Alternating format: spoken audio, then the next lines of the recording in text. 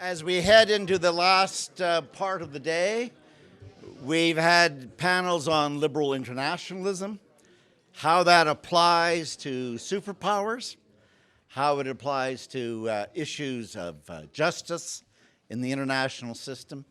And in our last panel, we're looking at security threats and international architecture if we have an institutional framework at all commensurate with the challenges that earlier panels have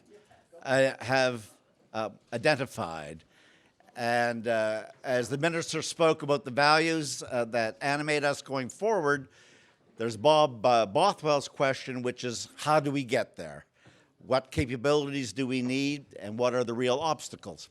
And so we're going to address that in our last panel. So I have the very pleasant duty of introducing our chairperson of the panel, Martha Durden. Martha has had a groundbreaking career. She was hired by myself as really the not as a graduate student, but as broke ground politically by being the first advance woman head of the advance team and the operations for Mr. Trudeau, Pierre Trudeau. And when Bob Fowler talked about the 15 countries that Mr. Trudeau went and visited on the peace mission, who was helping to organize them but Martha Durden? She went on from that exciting experience to a brilliant career at the Bank of Montreal, both in finance and in the arts. She's the present CEO of Canada's Credit Union Association, and also past chair of the Ontario Arts Council and the Royal Ontario Museum. So this is a woman who combines politics, business, and the arts, a renaissance. Martha. Thank you. So why am I here? Well, I'm here because I worked for Pierre Trudeau. When I was very young, I was still in school when I started out. I say I got the job because I could speak French and I could type. And started out in university and stayed on for the last 4 or 5 years of his time in office, and did have a window onto what we were talking about today because I did travel on all of the tours. So what they say about Trudeau is that he often is said that he was hard on staff. And as a very, very junior staff person, I'd have to say that he was infinitely polite and careful when he dealt with staff. I think the only person that ever made me cry was Tom Axworthy.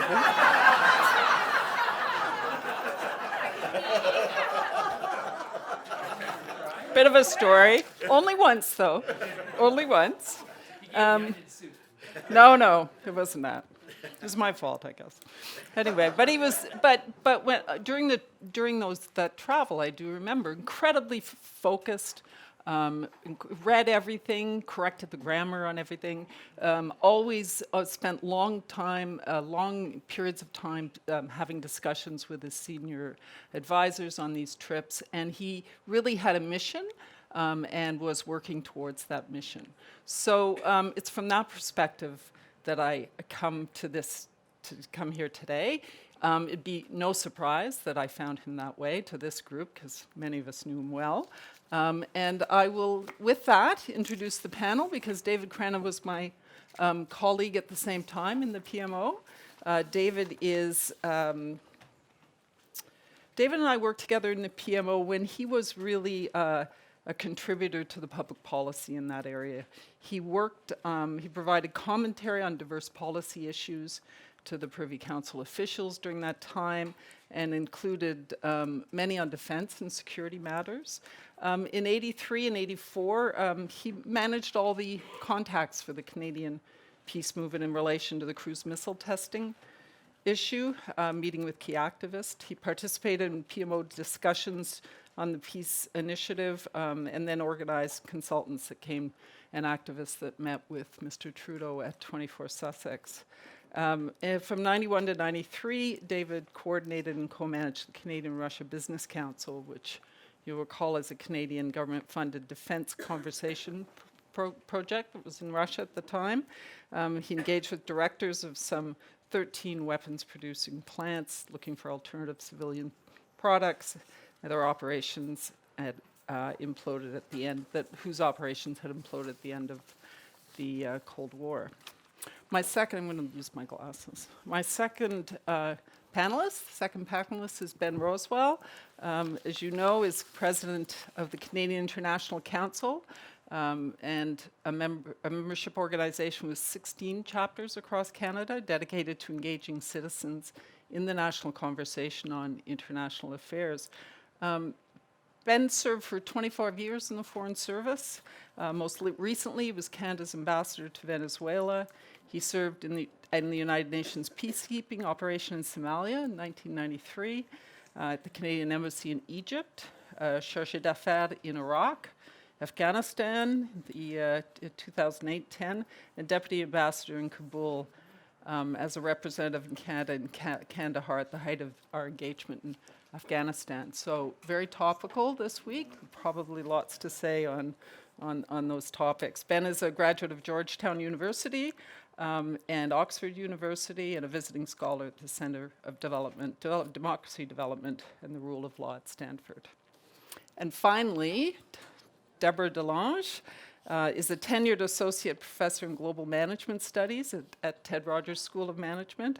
She's faculty in the university's Yeats School of Graduate Studies in the Environmental Applied Science and Management Graduate Program. She's an affiliate researcher at the Center for Research in Sustainable Supply Chain Analytics, Rowe School of Business in Dalhousie, and she's currently a visiting scholar here at Massey College.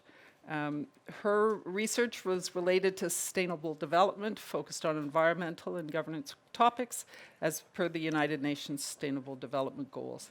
And she's published numerous peer-review journals, book chapters on these topics.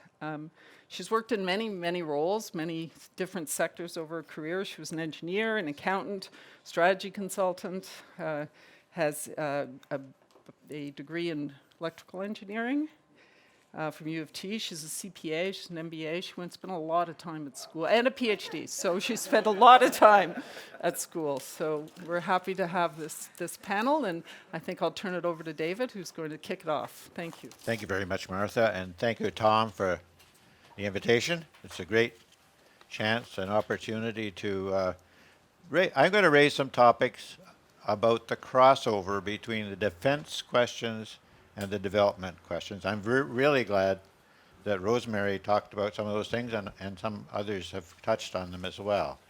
I'm going to start with some actual photographs, because I think you've been probably having too many people up here just talking at you at this moment. So I'm going to just show you some photographs as a kind of a historical context of the Peace Initiative. They kind of show some of the limitations and problems challenges Mr. Trudeau faced, and also that he faced down and overcame. So let's start with the first one. Okay, so this is the book, which was on this morning's table. And the main good thing about this book, apart from Tom Axworthy's excellent essay on liberal internationalism, and I think it really sets the whole stage very well. There's some changes have happened, of course, but it sets out the choice between realism and values that we've talked about this morning. Secondly, it has probably the best set of documents about the Peace Initiative around that's easily accessible. So it has all of the main documents. And if any of you want them, I'm going to give you my email address after, and I can certainly send you a copy of them. So I'm going to talk about three aspects of the thing. The first question is about institutions for talking to our enemies. So that basically will be one of the things we want to discuss and put on the agenda for the future. The second, many of you may not know, and you may not have heard the names Stanislav Petrov and Leonard Perutz. So I'm not sure how many have heard of Leonard Perutz? How many have heard of Stanislav Petrov? Okay, so those are the two middle-level officers who, in 1983, when tensions were at their very peak, didn't follow orders. Their orders were to immediately report above them that they saw an incoming nuclear attack or other actions by the enemy that were considered threatening. And neither of them followed orders. Both of them said, for various different reasons, Stanislav on the Russian side and Leonard Perutz on the American side, this doesn't look like it's really happening. And we're not going to ask a bunch of guys that we know to be out of touch with things and actually quite old and about to die whether they want the rest of the world to live. Okay. So next of all, we have the dramatis personae at the western side.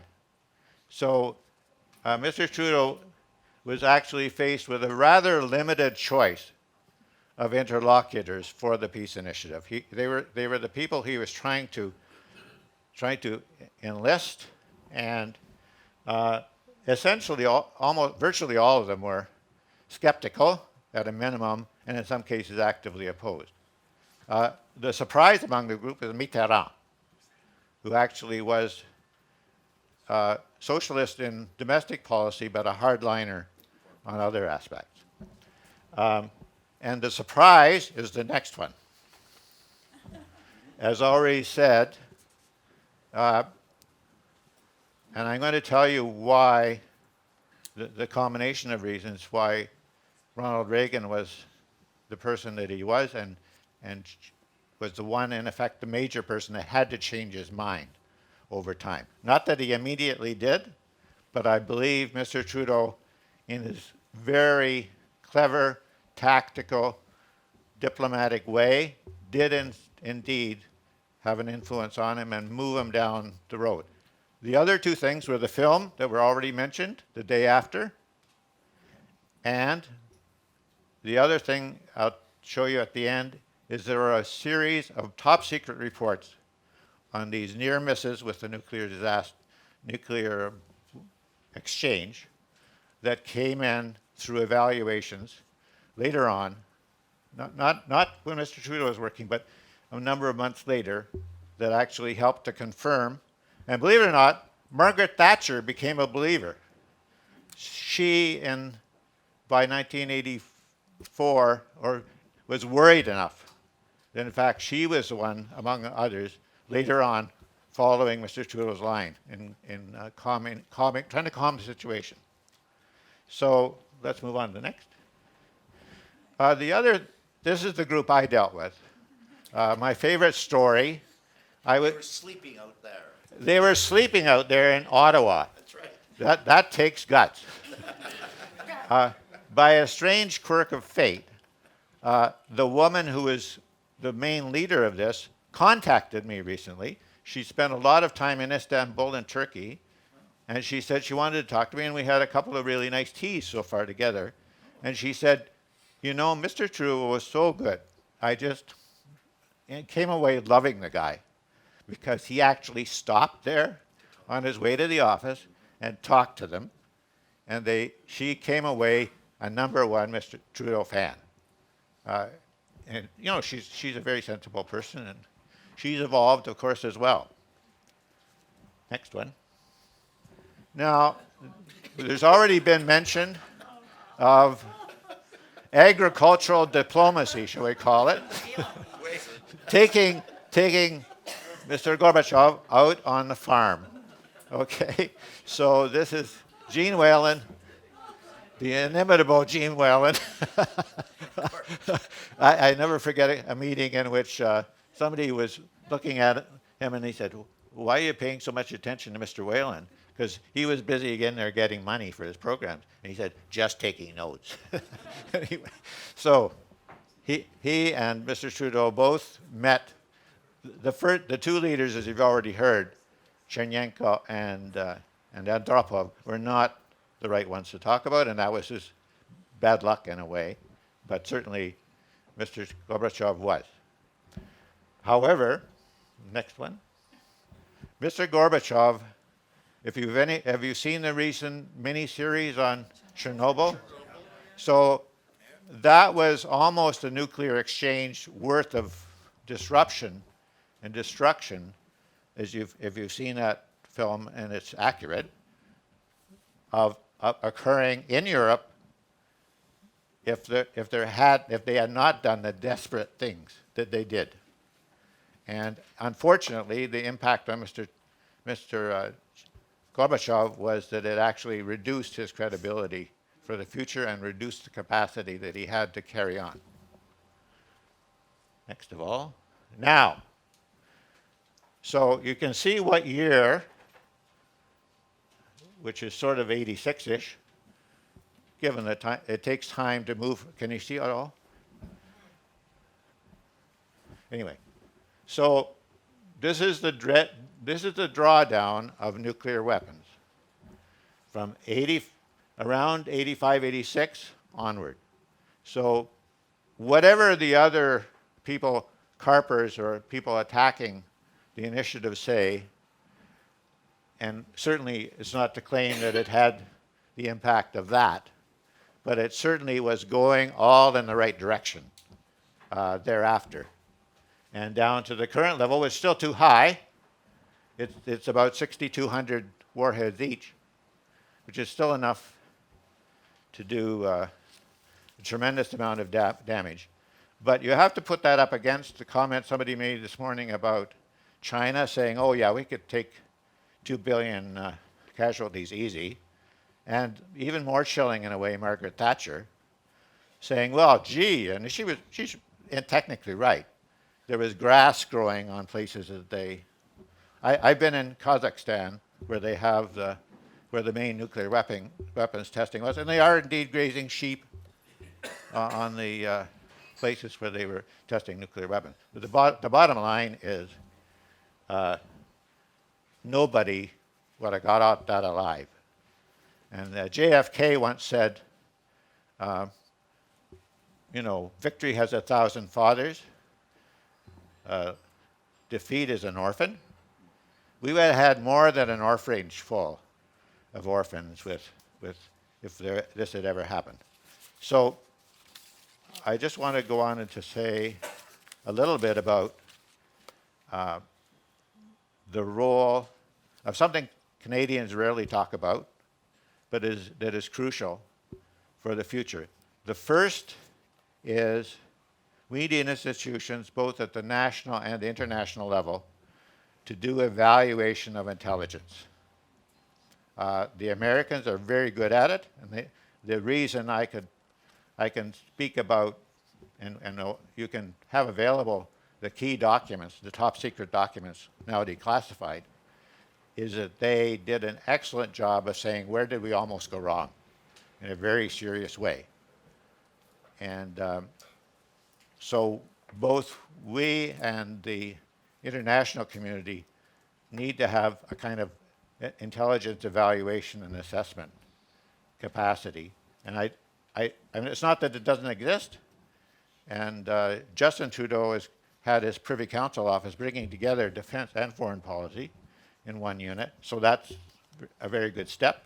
But basically, we need to be able to hold to account those who might mix ideology with intelligence gathering and assessment.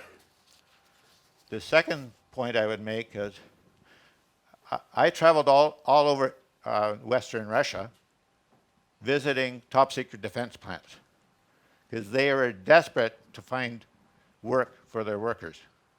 Some of them have thousands of workers basically at home waiting for something to happen. The plants we often visited were dark. And frankly, there was a missed opportunity there as a number of people, and including Richard Nixon, of all people, said there was a missed opportunity to put in a critical mass of support for Russian defense conversion and conversion to a market economy. So I'll leave that question up in the air, but it is something to look for the future, which is we need to have institutions for winning the peace.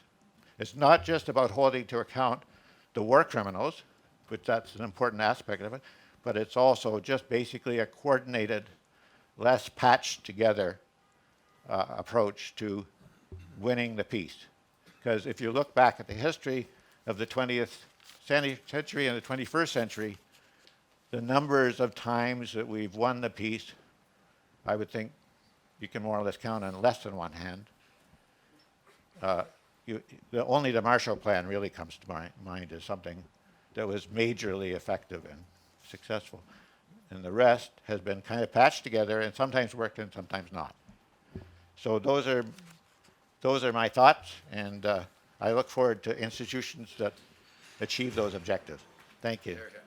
It's a pleasure to be with everyone today. I wanted to start by thanking, yet again, Massey College, Tom and Margaret, for putting together such a great program and for giving us an opportunity to partner between the CIC, Massey, and the Bill Graham Centre to take the opportunity of the anniversary of Pierre Trudeau's birth to rethink some major issues in the contemporary debate about international affairs.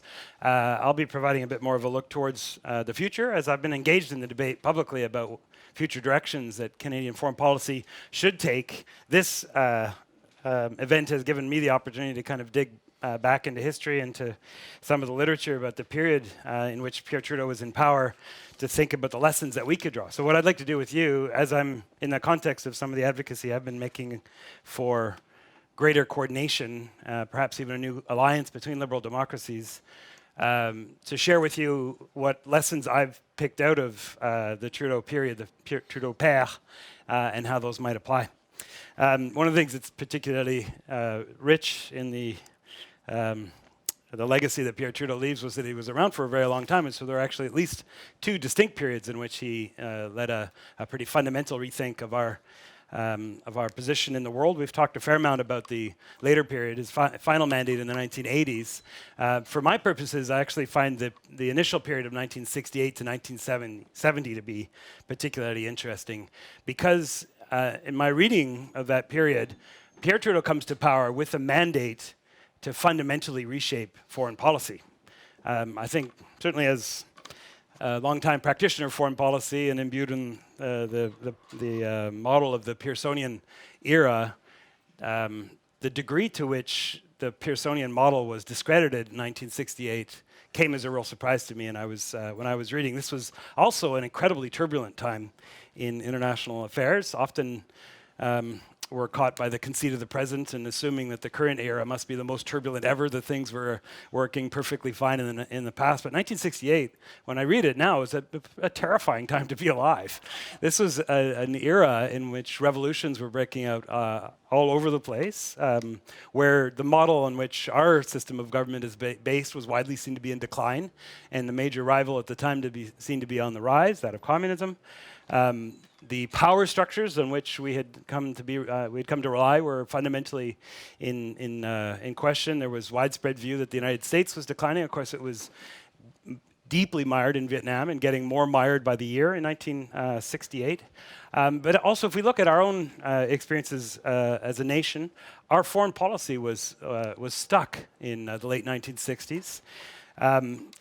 The archetypal case study of what made the Pearsonian tradition seem like such a success, which was the creation of peacekeeping, focused on a debate on a conflict between Egypt and Israel, focused on the Sinai, had a second chapter in 1967, which is when the Egyptian president Nasser, who was itching for a reopening of the conflict, asked for the United Nations to withdraw the United Nations Emergency Force from Sinai. And this posed a major challenge to the UN. At the time, President Johnson actually flew up to Ottawa and had a summit meeting with Prime Minister Pearson at the time. The two then made a public a press conference, essentially to reject Nasser's request, to say, no, we need the UN force there in order to prevent a conflict. Well, Nasser succeeded, Pearson and Johnson failed, and it was actually Canadian troops withdrawing from the Sinai in 1967, which demonstrated that peacekeeping would not be the same thing as preventing peace, that you could not use UN peacekeeping forces necessarily to prevent new conflicts, merely to manage old ones. So there was a kind of adjustment in the level of ambition, and a fair amount of discontent in Canada about the legacies that we were left with. Pretty terrifying time also in national unity. I don't think it was a foregone conclusion in 1968 that we would remain united as a country. Of course, the national unity debate had also bled into the foreign policy debate with the visit of Charles de Gaulle the year before. And interestingly enough, one of the reasons that Pearson emerged as such a strong candidate to lead the Liberal Party after Pearson stepped down was that he came with quite a different vision of foreign policy, expressed in a debate that happened around the cabinet table the day after Charles de Gaulle made his infamous, in my opinion, speech in Montreal calling for Vive le Québec libre. The foreign minister of the day, Paul Martin, had argued that de Gaulle should be allowed to continue his visit in Canada because he hadn't yet been to Ottawa, and this was our centenary year, and he's a major NATO leader, and therefore he should be allowed to come. And Trudeau took a stand in cabinet saying, no, it's totally unacceptable. The Prime Minister should call him and tell him to get lost. Trudeau won the day, and Charles de Gaulle did return to Paris. And I think from what I read, this was part of the reason that Trudeau was seen as something genuinely new and exciting, because he was willing to take on some of the shibboleths of foreign policy, as we mentioned earlier, and to propose a pretty different approach. So in 1968 to 1970, let me summarize three things that I think that the new Trudeau government took stock of. First of all, potential significant change in geopolitics. This wasn't that long after the speech by Nikita Khrushchev in the United Nations promising to bury capitalism, and certainly a lot of the newly independent countries of the world seem to be more interested in the model of economic and political development championed by Moscow than that championed by Washington. There was a sense that the consensus of liberal internationalism at the international level was breaking down. There was a major debate in Canadian foreign policy circles throughout the 1960s about whether Canada should withdraw from NATO, as there was a surge of nationalist sentiment in Canada. And there was also skepticism about the capacity of civil servants, of the mandarins in the Department of External Affairs, to generate the kind of ideas for the rethink of foreign policy that was necessary.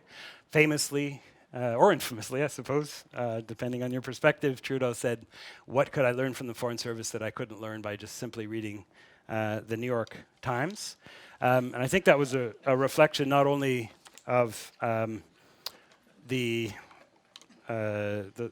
limited number of people, the sense of there being a kind of protected elite that would be the sole source of ideas, but also, of course, foreign affairs officials are primarily the conduit to explaining to the government what external pressures we need to respond to in our foreign policy versus what kind of domestic pressures we need to respond to. So what were some of these are sort of 5 lessons that I identified that Pierre Trudeau proposed as solutions to these problems. The first of all was to escape the constraints of defining ourselves as a middle power. As Greg Donaghy referred earlier in this early stage of Pierre Trudeau's government, the sense was that Canada could be liberated from the constraints of our military alliances, not to reject them, so not to withdraw from NATO and to become a neutral power, but to free ourselves to think of what foreign policy should be based on in Canadian terms. I'm not sure if Trudeau ever used this term itself, but in the debate over Canadian foreign policy history, there's the juxtaposition between Canada as a middle power and Canada as a principal power. And by principle, meaning that we can engage in the issues at the level of great powers, even if we're not necessarily a great power ourselves. And so, in my view, that seems to have described how Trudeau viewed Canada in foreign policy. The second is, while there was a continuation of liberal internationalism in the Trudeau period, those early years of Trudeau, there was actually a use of realist language, the conceptual framework of realism, the language of our capacities and the language of our interests, which was a break from the Pearsonian tradition. And when it came to interests, one that was paramount in Pierre Trudeau's thinking was the urgency for national unity. That if we are not able to remain united as a country, we're not going to be able to exercise much influence abroad. In terms of capacity, there was serious thinking about the resources that Canada needed to put to projecting global influence, and also new institutions to reflect that, as Maureen explained earlier on with the creation of CETA, IDRC, and others. Showing that even if you're starting from the position of national interest, you can actually end up in a place that's far more globalist in its orientation. The third solution introduced by Pierre Trudeau in those early days was to invite in the public in a discussion in foreign policy, which was quite unprecedented in 1968. I was fascinated by the exchange earlier on between Robert Fowler, the practitioner, and Greg Donaghy, the historian, about the impact of that particular review, which produced documents under the title Foreign Policy for Canadians. Regardless of whether the 6 documents that came out actually directed policy decisions by the government afterwards, it was an important statement, I believe, that foreign policy is ultimately done on behalf of citizens, that in a liberal state, citizens are the ultimate repository of power, and therefore they deserve to be involved in the discussion and the decisions about the objects and tools of our foreign policy. And of course, Pierre Trudeau was particularly interested in the unity of those citizens being a key determinant of our power as a nation.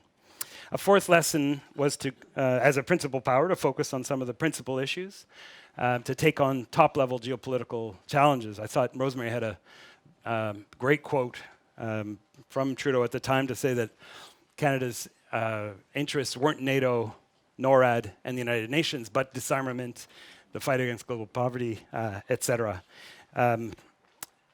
That institutions, as important they are not the ends of foreign policy, merely the means, and we should be focused on what the ends are. I believe it's also an argument against niche diplomacy, that if we are to take on some of the most significant challenges in the world, we shouldn't necessarily look to where there's space that other powers are not necessarily occupying. And then the fifth and final lesson was the global reach of Pierre Trudeau's approach to foreign policy. Interestingly enough, Pearson's, of course, child's experience as a young man was as a soldier fighting in the First World War. Pierre Trudeau's experiences earlier on was a world traveler, quite an intrepid world traveler, going to places as off the beaten path as China in the late 50s and late 40s and early 50s. And in some sense, he emerges as kind of the poster boy for the globalism that is now so derided by populists. There are, of course, 2 meanings of the word globalism. It can either mean, to take a global perspective in international affairs, it can either mean not restricting yourself to one particular region, which was certainly part of the Pearsonian tradition. There's a transatlantic focus of Western Europe and North America, which Trudeau certainly rejected. He engaged Asia, engaged Africa, engaged Latin America. A globalist perspective also can mean universal, meaning that you take on challenges from the perspective of that which all of us share as human beings, and that was certainly a major part of the foreign policy tradition. So let me skip to the present to identify some ways in which 2020 might look a bit like 1968. Bit of a scary time as well. There's certainly some fundamental shifts in geopolitics happening. Yet again, we're talking, there's widespread apprehension that the United States is in serious decline. Some people think that now it's the rise of China that's going to define the future, as some people thought that the rise of the Soviet Union might define the future in 1968. Others think that what we're actually looking at is much more of a diffusion of power. To quote Moses Naim, there's a kind of end of power, the ability to concentrate power within a state or within other institutions diffusing. It's just as a bit of a footnote, it is interesting to read historical debates about the decline of the United States, and then to fast forward to, say, the end of Trudeau's period and realize that the United States was just as strong as ever. I think in the back of our minds, we should always bear in mind that might also be the case 15 years from now. We might still be looking at American hegemony. It seems unlikely right now, but I think it also seemed unlikely in 1968. In any case, there is a sense that the ground is kind of shifting under our feet with change in the way that power is distributed in the international system. Yet again, consensus breaking down around liberal internationalism. Unlike in 1968, this breakdown is being led by the leader of the principal state underpinning the international order, which makes it all the more terrifying. Questioning to the extent that liberal internationalism refers to an attempt to define shared interests and then to build institutions to prioritize those interests over those that might lead us to compete. Donald Trump rejects the idea of shared interests. The thrust of America First is that shared interests are not salient or not important. And secondly, a direct attack on institutions. So probably the most important article of any alliance creating any institution undergirding our order, international Article 5, of NATO being openly questioned by NATO when it comes to trade, a deliberate campaign by the United States to undermine the World Trade Organization to the point that it will no longer be able to litigate trade disputes. And I mean, to hear Lloyd Axworthy himself say that the UN has become totally useless in some areas of its mandate, there is some real sense that the liberal international order is breaking down. And then third, skepticism by mandarins. I think that's still with us now. I'd actually share my perspective as a mandarin up until about 2 years ago, that there's a fair amount of skepticism within the civil service that the civil service would be able to generate the inputs for fundamental far-reaching policy change as the relative power of civil servants compared to other inputs in the decision-making process is so fundamentally changed. Perhaps that's a legacy of 1968 and Trudeau's original decision to bring in the public, but it's also just modern reality. Now, how should we apply these lessons to the challenges of today? First, about whether we're a middle power or a principal power. I do think it's time to ditch the term middle power. It's more constraining in us summoning the courage and the vision to tackle global challenges than it is inspiring. It refers in its original formulation to us operating, to trying to find a margin of maneuver within an alliance structure, within institutions that already exist. And now that that is coming under question, I think we have no choice but to take on the top-level issues and to aspire to be a principal power and eventually match that aspiration with resources. Secondly, I do think there's utility in employing the language of realism, even when you're a liberal internationalist. Speaking in terms of capacities and interests, and even national interests, you're more likely to win the debate. We've already talked about the dichotomy between values and interests. At a previous CIC event just a few weeks ago, Lloyd Axworthy talked about the false dichotomy between values and interests.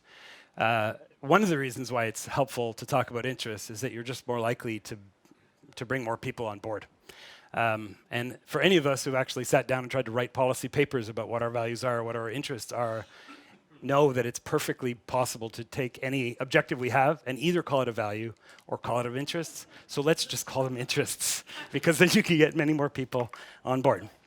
I also believe that the way to win the debate with populists is also to talk about what are the interests of everyday Canadians. If there are prosperity, to point out that a country of $37 million is never going to be able to generate the volume of economic transactions that will uphold the level of prosperity that we enjoy. That I think the people of the United Kingdom are about to discover that quite quickly now that they've voted for Brexit. It is in the interests of our prosperity for us to be deeply integrated with other economies. Secondly, in terms of security, if we look at the threats facing the world right now, there is no way that Canada is going to face those threats alone. We will face those threats successfully only through alliances. And finally, when it comes to our identity, inevitably, identities are determined by interactions with the other, and therefore foreign policy will always be central to the effort to define Canada's identity. And therefore, if you care about any of those things, prosperity, security, and identity, it will lead you to ambitious international engagement. Third, I do think it's the time, it is the time to bring the public more heavily into the debate on Canada's foreign policy, not necessarily as a source of ideas or even to to nail down what the specific policies to be implemented by the government are. But as Trudeau did in 1968, in recognition that foreign policy is done ultimately for citizens, that they should be involved, and that by engaging them, we have a better chance at building consensus across our society, the level of investment that we need to engage, and the difficult choices that we need to make in prioritizing what we're doing internationally. In fact, we in the CIC believe so strongly about the need to bring in the public in international affairs that we're not going to wait for the government to get around to launching a foreign policy review. We're going to launch one ourselves with our partners in Global Canada. We had a major conference a week after the election with people across the political spectrum and across different sectors of Canadian society, in which this was the principal outcome of that conference. And we're undergoing discussions right now about exactly how we could spark a national debate about what a fundamental rethink of foreign policy would look like. In Canada, one of the people asking a question early on asked Minister Gould what could be done in order to contribute to that debate. So obviously my answer is going to be join the CIC and participate in this discussion over the next few months and years. Fourth, I do think that we need to take on the top-level geopolitical challenges, but that leads to a methodological challenge. How do you reach agreement on what those challenges are? Because inevitably, Canadians might identify issues as being the most important, which are not necessarily those on the global stage. So I'd like to offer a rule of thumb, which is that the top-level geopolitical problems facing the world are likely to be defined by the people with the greatest power. So look at the priorities of the United States, of China, of Russia, if you will, and identify an issue that each of them agree on as being the top-level concern. And I would argue if you do apply that test, one that you'll come up with is that a sense that the fundamental power structure undergirding the international order is up for grabs right now. If it's true that the period of US hegemony is past, or that the rules-based international order is a thing of the past, and that we are in a kind of free-for-all, that evokes some pretty terrifying episodes in world history. When there has been a shift from one structure of international power to another, the transition has usually been mediated through tremendous volume of blood. Whether that was the 30 Years' War in the 17th century, the Napoleonic War in the late 18th and early 19th century, or the two world wars of the last century. If it's true that there's shifts in the fundamental distribution of power in our world, that is something that Canada will not escape and should dominate our foreign policy. I propose that we dedicate ourselves going forward to shoring up the international order. I don't think that the United Nations is capable of doing that. I don't even think the United States, the former cornerstone of the international order, is capable of doing it anymore. In fact, to the extent that the United States did succeed, it did so precisely not by going it alone and not through America First, but by forming a durable and deep collection of countries, of liberal democracies, which have stood the test of time over the past 70 years, essentially by collecting the power of states that have strong domestic institutions that protect the primacy of citizens through institutions that uphold the rule of law, and to pool their forces through, in some sense, really kind of a dramatic surrender or pooling of sovereignty. The decision by a state of when it goes to war or does not go to war was surrendered by the member states of NATO when we formed our alliance in 1949. I do believe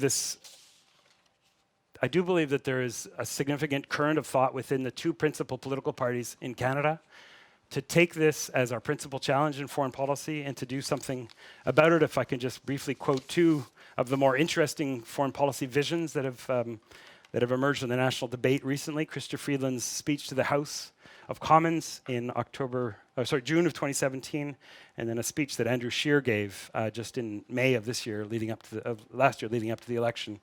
In 2017, Chrystia Freeland told the House that we can and we must play an active role in the preservation and strengthening of the global order, from which we have benefited so greatly. Doing so is in our interest because our open society is most secure in a world of open societies, and it is under threat in a world when open societies are under threat. From the other side of the aisle, Andrew Scheer, in really quite an interesting speech he gave in Montreal in May of 2019, identified that a new era of great power rivalry is upon us, on one side of the free democracies, and on the other, the imperialist, despotic, and corrupt regimes that seek to destabilize the rules-based international order. Canada must always side with those who value freedom, democracy, human rights, and the rule of law. Canada has been central to the effort to band together with other liberal democracies to meet this challenge before. In fact, we were involved with both efforts that took place in the decade of the 1940s, the creation of the United Nations and the creation of NATO. NATO, the UN arguably did not provide an adequate solution to preserving international order as the Cold War began, precisely because of the design of the Security Council, and NATO did. It's possible to conclude that one of the reasons that NATO did succeed in its institutional task in the way the United Nations did not was that only one of those institutions was backed by the full instruments of national power by member states through the pooling of sovereignty and the surrender over the decision about when to go to war. I don't believe actually that NATO would be able to perform that role going forward, because NATO does include fully authoritarian countries at this stage, whether they're publicly labeled as authoritarian or not. There are nations that operate according to a fundamentally different logic of power, not power that is balanced between different institutions in order to protect the rights of individual citizens, but a constant accumulation and centralization of power. And so I believe a new alliance is going to be necessary. It seemed absolutely improbable in 1946 that we would be creating NATO. It seems now completely improbable as well, and yet it took us 3 years to go from improbable to reality in the 1940s, and I do think it's therefore possible. Let me end on one area in which I part ways with the tradition of Pierre Trudeau. So the fifth lesson, which is to embrace globalism, and particularly that definition of globalism which refers to universality, which I think is absolutely essential for many of the challenges that we face: climate change, global poverty, and the protection of human rights.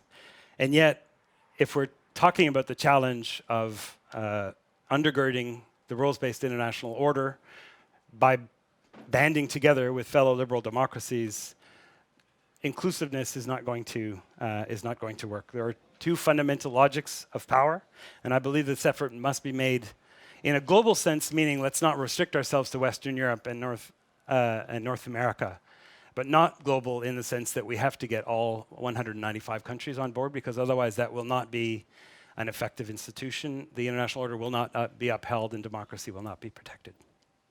I believe we need a purpose-built institution built around a community that believes that the ultimate authority in society must rest with individuals, and that is ready to devote the full measure of national power behind the defense of open societies. And that is what I would propose is what the liberal internationalism should look like in the 21st century. Thank you. You raised the issue of climate change, and I think that sets us up nicely for Deborah's presentation. So thank you. Good afternoon. First of all, I'd like to thank Tom and Natalie and Massey College and other friends here for having me speak today. It's a pleasure. And you may also wonder, what do I have to do with Pierre Trudeau? I didn't work with Pierre Trudeau. He didn't know me. But I grew up with Pierre Trudeau. I grew up admiring him as a young Canadian, and I respected the values and the ideas that he conveyed to us and to the world, showing that Canada has an independent spirit and that we can stand on our own 2 feet on the world stage. And this is something that I always admired about him. So the topic I'm going to talk about today is not really something that he had to deal with that much, because international security wasn't framed in terms of environmental security at the time. So what I'm going to be talking about today is something that's much more forward-thinking, although we've been recognizing the fact that environmental security and climate change are part of international security for a while, although we may not have recognized it as much in our foreign policy and other international types of policy. So I'm going to talk about climate change impacts on international and what we call human security, in fact, today, and then answer questions about how Canada needs to take action and prepare. International security and climate change is a complex, multifaceted-ish topic, so I will only be able to introduce this in 10 to 15 minutes. This is food for thought discussion, recognizing that climate change is our greatest threat to global security today. So, as an introduction, I'm going to talk about the fact that environmental degradation is considered an international security threat. Although we may not have seen it this way in the past, I mentioned some recognized actors that consider this the case today. In fact, in 1980, the International Peace Research Institute of Oslo discussed environmental safety as a new field in the context of national security beyond military security for the United Nations Environment Program. Professor Thomas Homer Dixon, also I understand a Massey Senior Fellow, stated a while ago, in the mid-1990s at least, that environmental scarcities are contributing to violent conflicts in many parts of the world. Also, Robert Kaplan stated in the 1990s that the environment is the national security issue of the 21st century. The Secretary General of the United Nations explains that human security goes beyond violent conflict. Human security is freedom from want, freedom from fear, and freedom of future generations to inherit a healthy, natural environment. Therefore, international security has economic, food, environmental, community, demographic, and military dimensions. Since the Cold War, the concept has broadened to be concerned with the future of humanity.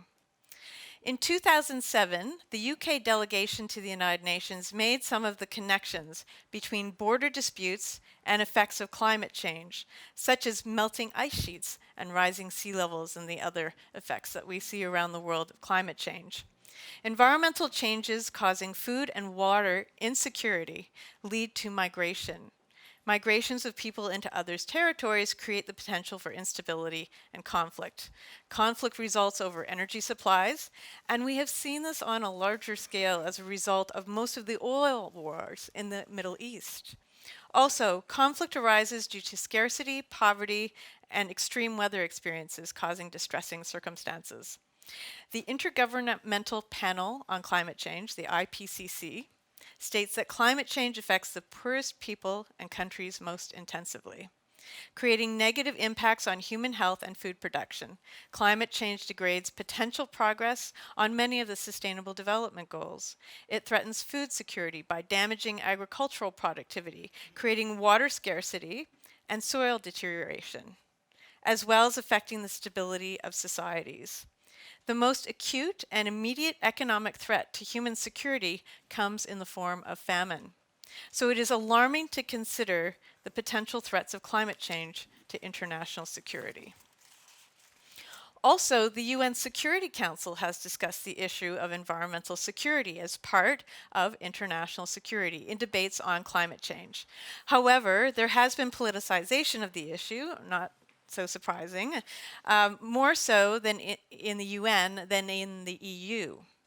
The EU has mainstreamed climate change as part of its international security agenda, orienting it towards conflict prevention and crisis management to avoid reactionary approaches, as usually taken by the US, as we've seen recently. When we mainstream climate change mitigation and adaptation within the international security agenda, we head off the potential for conflict rather than waiting for conflict to occur and then dealing with it and the aftermath. The EU is a leader on this policy domain. I'm not sure if I have to explain to you that safety is an essential human right, threatened today by climate change through catastrophic weather events, droughts, floods, crop destruction, pollution of water bodies, and that means food, water, and energy insecurity are increased. Climate change is a threat multiplier because it aggravates existing poor conditions. We also lose assets and economic value via increasing disasters. Moreover, climate change is a barrier to the Sustainable Development Goals in eradicating poverty, health, access to education, and ensuring sustainable development. Although the IPCC emphasizes that climate change affects the poorest countries the most, we can see from recent examples that wealthy countries are also drastically affected.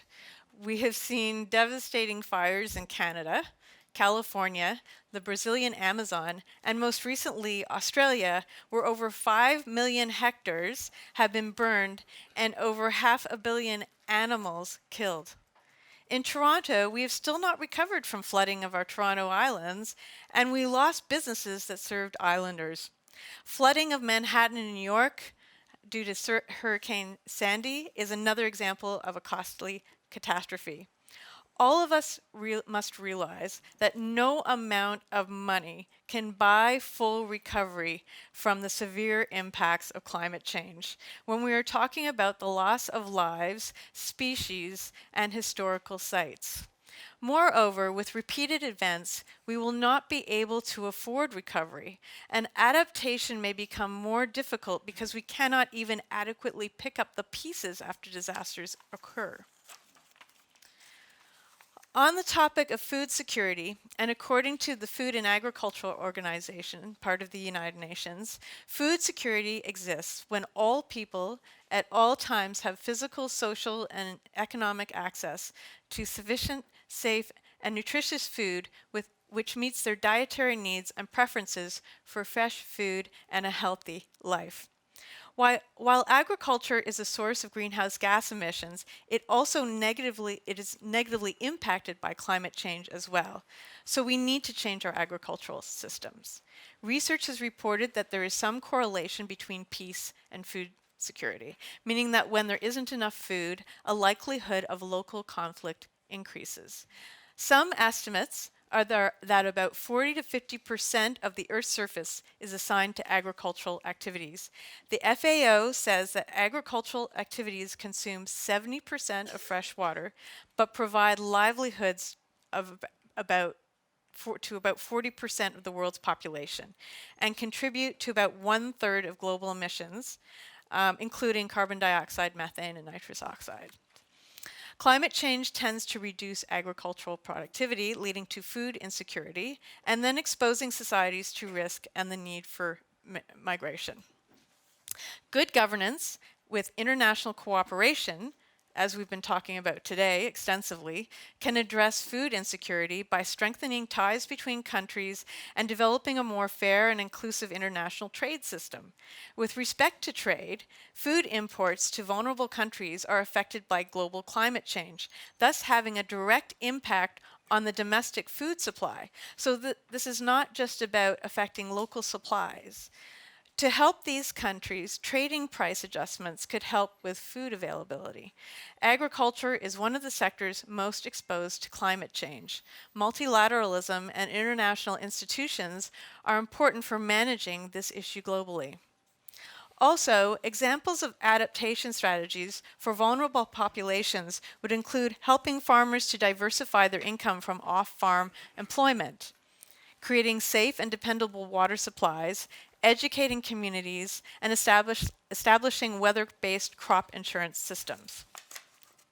On the topic of water security, I will provide an example of Africa, where climate change is a threat multiplier for water security. Most conflicts over land and water in Africa involve groups abused by oppressive regimes. Water security is affected by climate change, and this issue is critical for the poorest and most vulnerable societies in the world, since they depend on water to meet their needs, but so do we all. Global climate change affects rainfall patterns and increases the unpredictability of extreme weather events. It has adverse impacts on health and food security. Environmental security literature has mentioned cases of armed conflict due to competition over scarce resources. Demographic and environmental stress can lead to violent conflict, more likely when groups are denied access to decision making.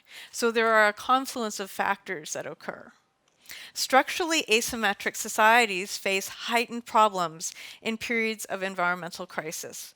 Water shortages and drought affect marginalized populations that lack alternatives, and they may also be ignored by their central government, thus not receiving help unless they do fight. So many countries and regions are facing water security issues. In fact, I was at a water conference in California, and most of the world has to talk about water issues outside of Canada because we have so much fresh water on a relative basis. So we're very lucky here. But most countries are talking about water issues. Romania has had roughly 48% of its arable land affected by drought resulting from climate vulnerability. This affects agricultural productivity, disrupting the country's economy. We may remember just recently Cape Town, South Africa, in the news for potentially having no water. It averted its extreme drought through local cooperation and water management initiatives. They also happen to have some rain. Asia is experiencing more natural disasters and transboundary water issues, thus facing major water security challenges. Water resources for countries such as Afghanistan, Pakistan, India, China, Myanmar, Bhutan, Nepal, and Bangladesh are tied to the Hindu Kush Himalayan mountain range, where over 46,000 glaciers, the largest ice cover outside of the North and South Poles, hold some of the largest repositories of fresh water on the earth. This water tower of Asia, a mountain chain stretching from Pakistan to Myanmar, retains snow and ice that form the headwaters of the continent, sustaining the major rivers and about 1.3 billion people, projected to be about 2 billion people by 2100. A study on this was completed by about 210 scientists from 22 countries over 5 years. These scientists predict masses of climate refugees and regional conflict by 2100, even if we stop climate change at 1.5 degrees Celsius. By mid-century, meltwater will cause flooding, landslides, bursting of dams, soil erosion, and crop failure. Thereafter, they move into a time of drought where water, food, and energy security will become issues.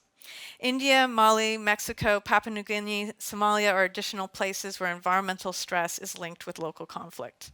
Along coastlines, sea level rise pollutes fresh water with salinity. So we lose fresh water, and this is already in play. And you know that we don't have a lot of fresh water on this earth to begin with. I'll next address energy security briefly. By burning fossil fuels that produce greenhouse gas emissions, we increase energy insecurity, not only through climate change reducing the effectiveness of hydroelectric dams and other aspects, but also via direct international conflict. The problems of reliance on oil and gas are a multitude, not only in regards to creating climate change, but also because most of the West's problems with the Middle East relate to control and wars over oil. Thus, the main cause of climate change, burning fossil fuels, is a security threat relating to the precariousness of energy security. So the solutions for climate change, including clean energy infrastructure, increase energy security and the West's security. The Middle East oil becomes a reduced concern when we address climate change by divesting of oil and gas in favor of renewable energy. I'm also going to tell my story about the National Renewable Energy Lab in Denver, Colorado. I've been there a couple of times, and I was on tour. So I'm going to give you an illustration of how critical renewable energy is to energy security. A U.S. military man was on the same NREL tour with me, and I expressed my surprise at the time in his interest. He explained that he was there because the greatest threat to a base, a military base, is the transport of oil and gas for its energy. The enemy tries to intercept the supply routes because without energy, the base is useless. Instead, using solar, a base has an independent energy supply. So solving climate change by divesting of fossil fuels and instead using clean renewable energy increases our energy security. Local pollution is also increased by burning fossil fuels, creating health issues such as asthma. But climate change also affects health through species migration. For example, Lyme disease is related to ticks. Their populations are moving north and increasing. Thus, climate change increases the risk of diseases by changing ecosystems. I don't have time to talk further about climate change and health. However, climate change has a multiplier effect on health issues. So what should Canada do? Well, we have a lot of work to do, but we need to start by mitigating climate change, by meeting our Paris commitments, and that means ensuring that we are one of the players that sees that we don't have warming past 1.5 degrees Celsius. We need to work with the United Nations to pressure laggard countries to meet their Paris goals, but we also can't be one of those laggard countries if we want to lead. We need to review foreign aid, which is one of the topics that others have spoken about, with an intent to increase it. Also part of the Paris Agreement to help countries, the countries that I talked about earlier as being more vulnerable to climate change, they need help to adapt because really, you know, there's arguments about this, but we're the ones who cause climate. The developing world, the Industrial Revolution is the beginning of our climate change problems. With respect to NATO funding, as we've also talked about, the world is going to become more unstable with climate change and multipolarity. So all of these issues are confounded with each other, and so NATO becomes an important player in all of this, although you may not have expected to hear about NATO from someone speaking about climate change. 100% renewable energy and electrification implemented across Canada is really important. Also to build our own clean technology industry. It's also for our country's competitiveness. We have to apply the precautionary principle to security policy, as does the EU, and unlike the US. And the lawyers in the room will be familiar with what the precautionary principle is. The precautionary principle is proposed as a new guideline. This is kind of a paper from 2001 providing a definition of the precautionary principle for environmental decision making at the time, has 4 central components: taking preventative action in the face of uncertainty, shifting the burden of proof to the proponents of an activity, exploring a wide range of alternatives to possibly harmful actions, and increasing public participation in decision making.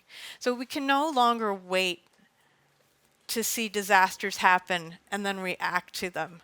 We know that the world is changing. We have scientists, most scientists in the world, predicting calamity, and we have to take action on climate change and thereby follow the precautionary principle. So with that, there's lots more that we can do, and I'm going to leave it for questions that you may ask me on this topic. Thank you very much. We're at time, but I think we have time for 1 or 2 questions. Thank you so much for all of our panelists. I just had a question, especially in the era of disruption of established organizations and institutions. How may this impact not only Canadian foreign policy as we enter a new decade, a new year, but also the public's trust of foreign policy in an information age? Actually, I wanted to make a speech, but I'll do that at the next conference on Trudeau. Just a question. Yes. Nobody mentioned the third option. And I think that was really one of the most important takeaways of the Trudeau era, that we could no longer continue to depend on the United States for our future prosperity. That level of dependence would restrict us, would put us in a straitjacket. And I think we've seen now in the second and third decade of the 20th century, finally the third option through CETA, through the Trans-Pacific Partnership, coming to realization. And I think that that really is one of the most important legacies of that period. It wasn't foreign policy for Canadians, it was the third option that was written afterwards. And my question is, what do you think? So the question of disruption, I guess let me propose a definition of disruption just to make sure we're talking about the same thing. If I understand disruption in the advent of digital technology and how it's transforming everything in society refers to the ubiquity of information that we now have that causes individuals to no longer take on spec what institutions might say, and therefore if you have an institution like a foreign policy establishment that is determining what our foreign policy should be, citizens who now have vastly more access to information on what's happening in the world should not necessarily take on spec that because this establishment thinks something needs to happen, it should happen. Is that more or less okay? In which case I'd say that the answer to that is certainly not to give up on institutions altogether, but to make sure that there's a constant communication between those institutions and citizens. And that is one function of public consultations in foreign policy. It might produce quite a lot of noise when you dramatically increase the number of people that participate in a policy debate. You necessarily lose coherence, or coherence is much more difficult, and yet what you gain is credibility and legitimacy. And that's why I think the innovation of foreign policy for Canadians needs to be repeated and expanded upon again, because in the face of disruption, the involvement of citizens is ever more essential. On the third option, I did consider but chose not to highlight it as one of the lessons. I suppose because I see that as a failure of the Trudeau era. There was some diversification, I suppose, but given that it was followed by the Mulroney era, in which there was sort of deeper integration with the United States, it strikes me that the third option was an interesting idea that didn't end up sticking. He was always ahead of his time. Okay, perhaps. But I would also predict that a third option type approach now is going to be limited in its effectiveness, that we're always going to be deeply dependent on the United States for our prosperity, and that if we get it down from 70% or whatever it is to 60% or 50%, it's still... Yeah. But I'm sure that we worked really hard at it in the 1970s, and I'm not sure we're gonna get there. I think the more interesting question about Trudeau's instinct that we should be distancing ourselves from the United States, or at least diversifying our international relationships, is actually in the security realm, where if I'm arguing for a new alliance of liberal democracies, it's not immediately obvious that the United States would be part of that. And yet, for security purposes, for it to work, it would have to include the United States, and that's, I think, going to be a really tough challenge. How to build a new, deeply committed community of liberal democracies and include the United States, even if its current president is anything but liberal or democratic. I can address the second question, because one of my areas is international trade, in fact. And so I agree with your comment that we've needed to diversify our trading relationships. I'm also a business professor, and the first thing that you do when you're a company, you diversify your customer base. As a nation, we need to, and we have already a diversified country, although we haven't been talking about it in those terms. But we have an incredibly diversified economy already today. And with respect to trade, we should be doing the same thing. We should further diversify our trading relationships. However, we have been working on that.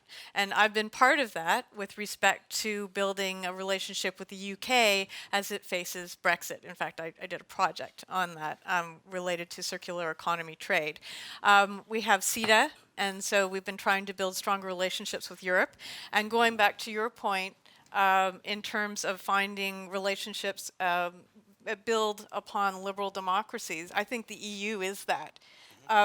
In order to be a member of the EU, you have to meet certain principles. The EU is not just a trading bloc, it's a community, and it's based on democracy and the kinds of institutions that we've been talking about today. So by building our relationship more tightly with Europe, which is what we've been doing, I think we're moving down that path. Thank you. David, you want to give you the last word? Two main points. On the disruptive technology, Canadians who are specializing in the intelligence field have now, and Finland's actually leading in this field, which is the social media make it much easier, as we are probably finding out, both to disseminate lies, but also to catch lies.